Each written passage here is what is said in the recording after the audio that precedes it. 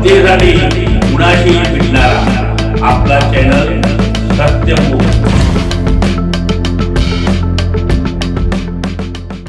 तारदा येथे बंद घराचं कुलूप उचकटून चोरट्यांनी तिजोरीतील 5,76,000 रुपयांचे सुमारे 9 तोळे सोन्याचे दागिने लंपास केले।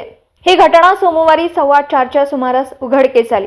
याबाबत हरी मारुती चोपडे वय वर्ष 44 राहणार निम शिरगाव रोड ज्ञानेश्वर नगर तारदाळ यांनी शहापूर पोलीस ठाण्यात वर्दी दिली आहे। भर दुपारी घडलेल्या या घटनेमुळे परिसरात भीतीचं वातावरण पसरलं।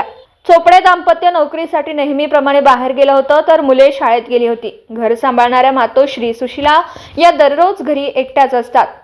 सोमवारी दुपारी 3च्या सुमारास सुशीला या घराला कुलूप लावून जवळच असणाऱ्या पाहुण्यांच्या घरी गेल्या होत्या। 4:15च्या सुमारास त्या घरी परत आल्यानंतर चोरीचा प्रकार उघडकीस आला। तिजोरीतील साहित्य अस्ताव्यस्त पडलेलं दिसून आलं। त्यांनी मुलगा हरी याला याबाबतची माहिती दिली।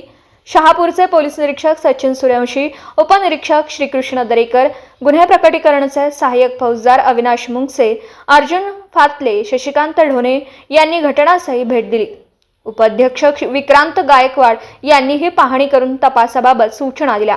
ठसे तज्ञ व श्वान पथकालाही पाचारण केल्याचं तपास अधिकारी दरेकर यांनी सांगितलं। सत्यमुख प्रतिनिधी राहुल भोळे, इचलकरंजी। जनतेसाठी कुणाशीही भेटणारा आपला सत्यमुख। लाईक करा, शेअर करा आणि बेल आयकॉन ऑन करा। मित्रांनो, विसरू नका।